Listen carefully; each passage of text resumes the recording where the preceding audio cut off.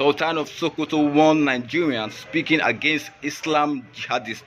What's your take on that? Thank you so much. I like this topic so much because we have been speaking, hammering and harping on the fact that Sultan of Sokoto is playing religious game, in Nigeria.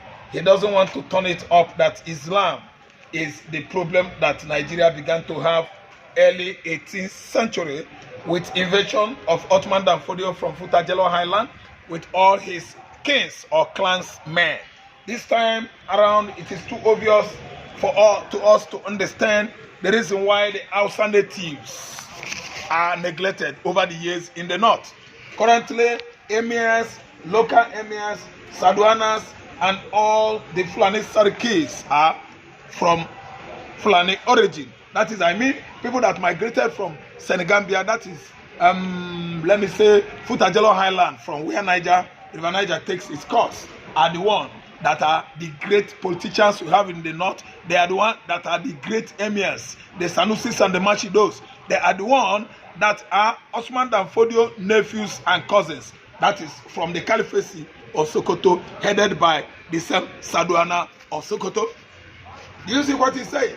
He's warning anybody that is talking against Islamist, radical Islamist, jihadists, people that are orchestrating and causing act of terrorism in the northern Nigeria. Saduana Sokoto is warning you. If you say against that, Saduana is coming after you. But sir, I'm telling you, I'm an advocate of peace. Christianity is for peace. Christianity is God coming down to earth in the likeness of man. That's in the likeness of our Lord Jesus Christ. But you that is supporting anybody to kill, to arrest anybody that's speaking against Islam, jihadist, let me tell you, we have this for you. America and the other Western world, especially Israel, is trying to at least orchestrate serious war, sponsor it against terrorism, act of terrorism, activities of terrorists across the world. Let me tell you, Israeli Mossad, they are coming in their large numbers. See, if you are not in position to fight or address the issue of banditry in Nigeria, in the northeast, in the mid-north, I'm telling you that you've never started. Because that warning should be channeled to State of Israel and all its military forces. IDF, the almighty IDF, is fighting 7 countries against or among your so-called brothers, Hamas, Palestinian, Hezbollah, Lebanese, then Yemen. You know who they are? Is a country of terrorists. Israel is fighting them in their large number, 7 countries, and Jacob has succeeded on prevailing all of them. I hope you know whom I'm referring to, Jacob. Yakub, that is Israel. State of Israel was created in 1948. They were not there because they were scattered all over the world. But when the whole world was after, the reconciliation among the Europeans, that was after Hitler fought them. I think United Nations came out, with that belief that if Israel could go back to resettle in their land, there will be peace in the whole world. That's why immediately it was 1945, 46, 48. The whole Israel had to go back to their ancestry, the land that God has promised their ancestors. God of Abraham actually directed Abraham to that land where Palestinians are settling today. And Israel, being that God has blessed them, hating Esau, the Edomites, with passion, he gave them victory over the whole Palestinian. And when Egypt was overprovoked, with Egypt joy, God gave Israel victory over Egypt, Palestinians, and the other Arab countries. When they fought, again, they bounced back again in 1967, 68 to 1973. God gave Israel another victory. The whole 70s, the whole late 60s, the whole 70s, and the early 70s. The Israeli, they fought the whole Arabs and defeated them in such a way that United Nations had to put a call across. That was Yom Kippur War, to make peace between Israel and other Arab countries, so that Egypt and other Arab countries will never be a history today.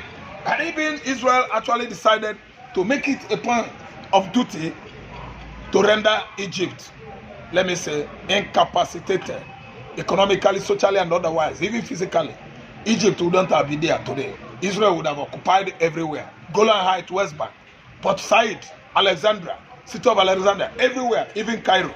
But actually, they listened and understood the instruction from the whole League of Nations that is translated presently into United Nations Organization.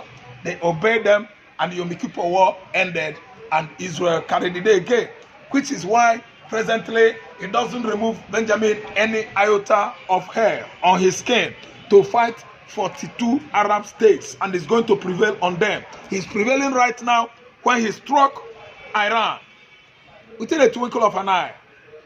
Iran began to shout, panting, yelling that Israel is using voodoo. Yes, diabolic power.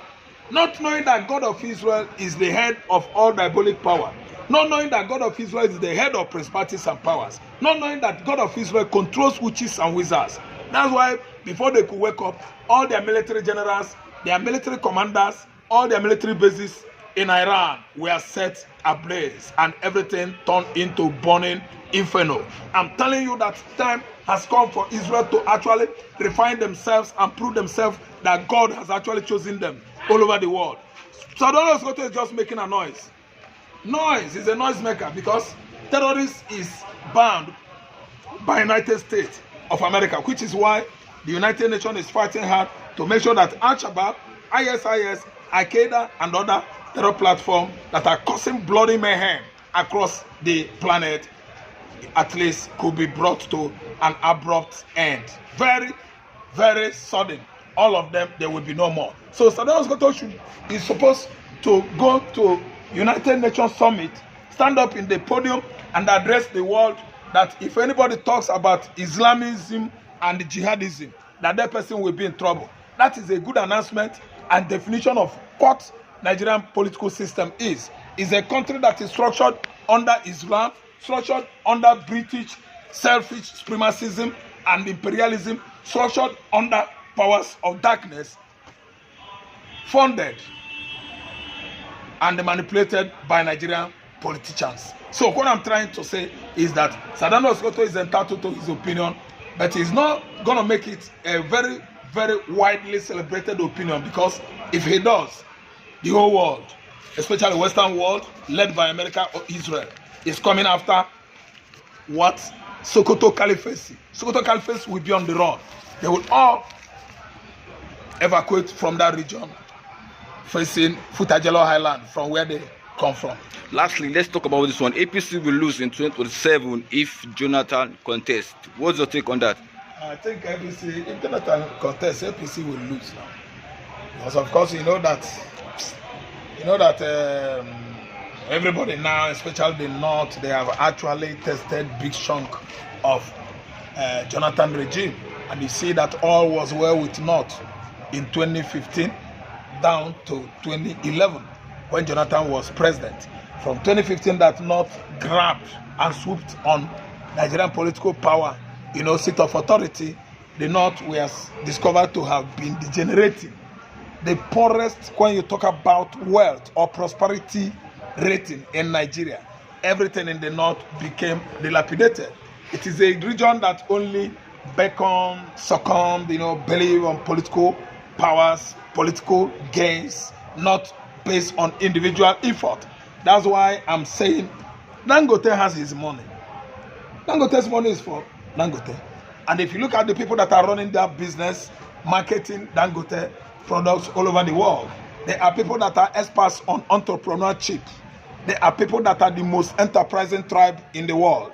These are the Igbos as well, promoting Dangote's business, thereby amassing wealth for him. But as for Dangote, I don't think he could have done it alone on his own. So what I'm trying to say is this: Jonathan is the man that will do it. If Jonathan comes, North are going to vote for him. If they not vote for him, Tribu will actually crumble. And I'm telling you that if not vote for him, Obi will build economy for Jonathan.